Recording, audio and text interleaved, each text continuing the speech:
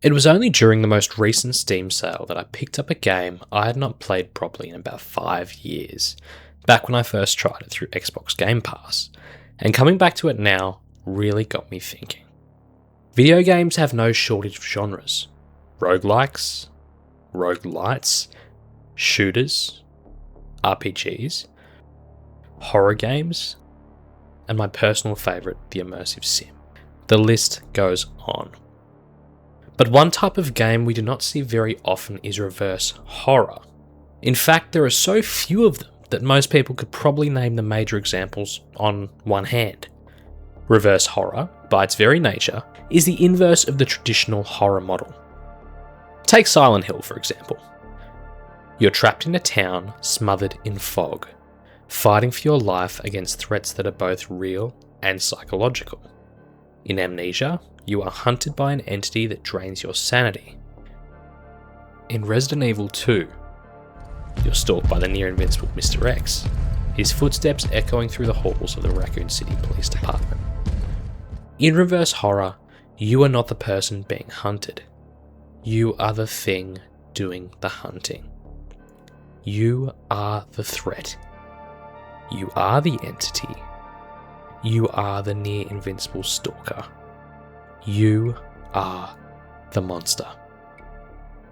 There are several reasons why reverse horror games are such a small niche, but the biggest issue is challenge. Traditional horror works because the player is vulnerable. You're usually underpowered, hunted, limited on resources, and forced to survive. Reverse horror flips that dynamic. If the player is the monster, especially one that feels almost unstoppable, the usual tension disappears.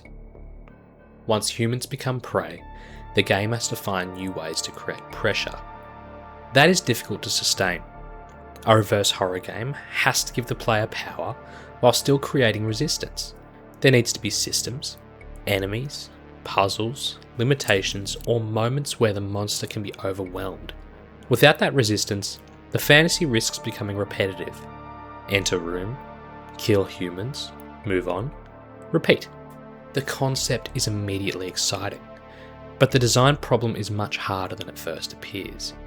How do you make the player feel like the monster without removing all tension? How do you make humans feel like prey without making them pointless? And how do you sustain that fantasy for an entire game without the novelty wearing off?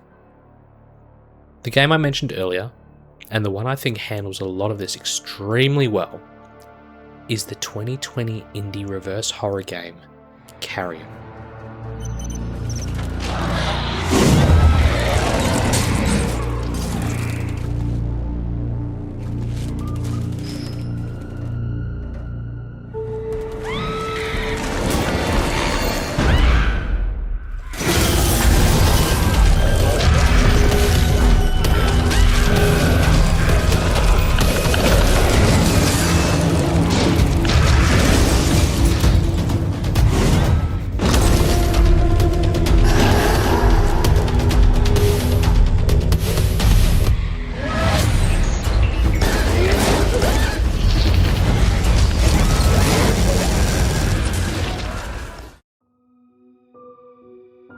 Carrion begins almost like a survival game.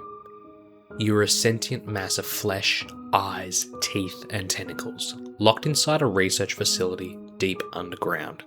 Your only goal is to grow bigger and stronger by consuming the scientists, civilians, and soldiers standing between you and escape. Very quickly, you go from hunted to hunter. As you unlock new abilities and increase in size, you reach a point where you can clear a room with brutal efficiency, provided you catch your prey unaware. Carrion's side-scrolling 2D pixel art style lends itself perfectly to the gore. The creature doesn't move like a normal video game character. It slithers, stretches, grabs, tears, squeezes, and floods through corridors like a living infection. Every room you pass through becomes evidence of what you are. Smashed glass, torn bodies, blood across the walls, and the remains of people who were clearly not prepared for what they had created. The developers keep the story deliberately simple. You're a creature that has been captured, contained and studied in an underground research facility. After escaping, you tear your way through the complex, consuming the people who imprisoned you, regaining your abilities and spreading through the facility like a biological outbreak. The game does not stop to explain everything. Instead, it lets the environment tell most of the story. Through containment chambers, armed security, dead scientists, sealed doors, and the growing sense that this facility was built around something it could never truly control. There are also several flashback sequences that contextualize where the story begins, but Carrion avoids traditional spoken dialogue. Outside of the screams and panic of your victims, the game relies almost entirely on visual storytelling. By the end, Carrion reveals that the creature is not just a mindless animal. It is adaptive, intelligent, and capable of becoming something far more dangerous than a mass of flesh and teeth.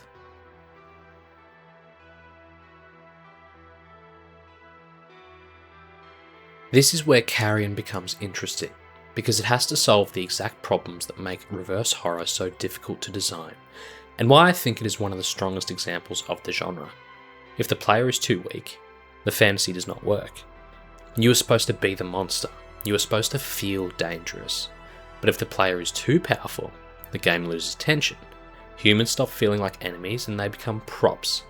Combat stops feeling satisfying and becomes routine. Carrion handles this by making you powerful, but not careless. Against unarmed scientists and civilians, you are absolutely terrifying. You crash through glass, drag people into vents, tear them apart, and leave entire rooms painted red, dripping with gore and entrails. In those moments, the game completely understands the fantasy. Every scream in that facility exists because of you. But that fantasy changes when soldiers, drones, flamethrowers, shields, turrets, and mechs enter the picture. Suddenly you are still dangerous, but you're not invincible. If you rush in blindly, you can be cut down quickly by a handful of rounds from a soldier's machine gun. You have to use vents, movement, surprise, and the environment to your advantage. That balance is crucial. Carrion works because it does not just make the player a monster, it makes the player think like one. You stalk rooms before entering them. You isolate targets. You attack from angles they are not watching or create distractions to make them turn their backs. You retreat when the room turns against you and you use the facility itself as part of your body. That is the difference between a reverse horror game and a basic power fantasy. The goal is not just to make the player strong. The goal is to make everyone else feel vulnerable while still giving the player enough resistance to stay engaged. What holds the game back though is that it doesn't completely escape the limitations of the genre. Once the initial novelty wears off, Carrion does start to rely heavily on the same rhythm. Enter a new area, find the humans, kill them, solve a light environmental puzzle, deposit biomass, unlock a path, and move deeper into the facility. That loop is satisfying, but it can also become predictable. To the game's credit, it does break this up by introducing new abilities and new enemy archetypes that force you to think differently as you enter each area. The other issue is navigation. Carrion's world is deliberately maze-like, and while that makes sense for a containment facility, it can interrupt the pacing. There are moments where you're not thinking like a monster, or engaging with the horror fantasy. You're just trying to remember which tunnel, door, switch, or lever you might have missed. And because the game doesn't rely on obvious signposting or yellow paint for all the game journalists, if you step away from it for a while, as I did a couple of times during my playthrough, getting back on track can take a second. Or, in one case for me, I'm sad to admit, about 18 minutes. Most people finish Carrion in close to 4 to 6 hours, but between the backtracking and working out where I actually was, I end up closer to about 8. That does matter, because reverse horror depends heavily on momentum. The fantasy is strongest when you feel like an unstoppable outbreak spreading through the facility, tearing through anything that stands between you and escape. And it is weakest when the game slows down and turns into backtracking. But even those flaws highlight why this genre is so rare. Carrion is one of the cleanest examples of reverse horror, and even it has to constantly fight against repetition, pacing issues, and the difficulty of keeping an overpowered monster interesting. if this were a 20-hour game, I don't think it would have the same reputation that it does. Now, Carrion is probably the cleanest version of reverse horror, but it's not the only game that has experimented with the idea. And a quick note before we go any further, I am sticking to single player games in this video. Titles like Dead by Daylight and Evolve do let you play as the killer, but they also let you play as the survivor. The games I'm talking about here do not give you that choice. You are the monster, and that is the whole point. The problem is that once you start looking outside of Carrion, you realise how quickly the concept can drift into something else. Sometimes it becomes comedy, sometimes it becomes action, sometimes it becomes a power fantasy, and sometimes it stops feeling like horror altogether. Stubbs the Zombie is a good example of the concept moving into comedy. You still play as the monster, you infect civilians, build a horde, attack police, fall in love, and turn a clean retro-futuristic city into chaos. But instead of trying to be scary, Stubbs leans into absurdity. You can fart to stun enemies, throw your own organs as weapons, and turn the zombie apocalypse into something closer to slapstick horror. And that's fine. Horror has always had room for comedy. Evil Dead, Shaun of the Dead, Dead Alive, and plenty of zombie fiction have shown that horror can be funny without losing its identity. Stubbs works because it understands the fantasy from a different angle. Not what if you were the nightmare, but what if the zombie outbreak was yours to control? Prototype and Prototype 2 push the idea in another direction. And this is where I need to be completely honest. I wanted to use Prototype 1 here because I do think it's the better example, but it refused to boot past the menu on PC. So today, Prototype 2 is doing its best in the group assignment. Prototype gives you the body horror fantasy of being a biological weapon, but scales it into an open world action game. You consume people, mutate your body into weapons, leap across buildings, tear through soldiers, and fight the military like they're trying to stop a natural disaster with rifles. On paper, there is a lot of overlap with Carrion. Flesh, tendrils, infection, consumption, mutation, and humans being completely outmatched by something that they do not understand. But Prototype also shows how flexible this idea can be. It is not pure reverse horror. It's much closer to a power fantasy with horror aesthetics, but that does not make it irrelevant. If anything, it shows that horror from the other side does not need to be small, slow, or contained inside a research facility. Prototype makes you feel unstoppable, which makes sense considering it came from the same developers behind the Incredible Hulk Ultimate Destruction. It has a very similar feeling of movement, destruction, and domination. Carrion, though, makes you feel monstrous. Those sound similar, but they're not the same thing. One is about domination, the other is about becoming the thing that would usually be hidden in the walls of someone else's horror game. And that's exactly why I think reverse horror has more room to grow. It doesn't need to be one specific type of game. It can be contained and claustrophobic like Carrion, ridiculous and violent like Stubbs, or scaled up into something explosive like Prototype. The common thread isn't the tone, it's the inversion. Whatever shape the game takes, the fear points in the other direction. And once you start looking, you can see different versions of this idea scattered across other games too. I'm not going to deep dive into every one of them, but here's a quick look at a few that play with the same idea.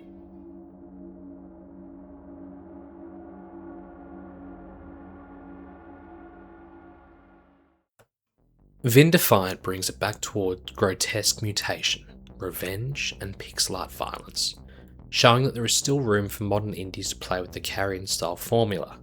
You're not just powerful, you're something that has been changed, weaponized, and pushed past the point of being human. The Happyhills Homicide takes the idea into slasher territory, where you're not escaping the killer, you are staging the kills. That's a completely different flavour of reverse horror, but it belongs in the conversation.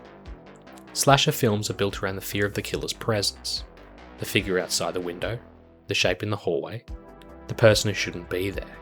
A game that lets you step into that role is still playing with the same inversion. Lucius plays with the supernatural and evil, letting you become the demonic presence inside the house. Again, It's not the same kind of reverse horror as Carrion, but it works from the same broad idea. Every terrible thing that happens in that house traces back to you. Party Hard pushes the concept towards a stealth puzzle murder sandbox. At that point, the genre label does start to stretch, but that's also what makes the idea interesting. Reverse horror doesn't need one fixed shape. It can be a creature feature, a zombie outbreak, a slasher film, a possession story, a revenge fantasy, or a monster power trip. That's why I think there should be more reverse horror games. Not because every game needs to copy Carrion, but because horror has spent decades giving us monsters worth fearing, and games have barely scratched the surface of what it feels like to become one. We've spent years running from the killer, hiding from the creature, surviving the outbreak, and praying the thing in the dark does not find us. Reverse horror asks a different question. What if we're the reason they're hiding? What if we're the thing behind the door? What if we are the outbreak? And that is what makes the genre so interesting. Not just the violence, or the power, or the novelty of playing as the monster, but the perspective shift. The best reverse horror games don't simply hand you claws, teeth, tentacles, or weapons. They flip the entire emotional structure of horror around you. You are not surviving the nightmare. You are the nightmare.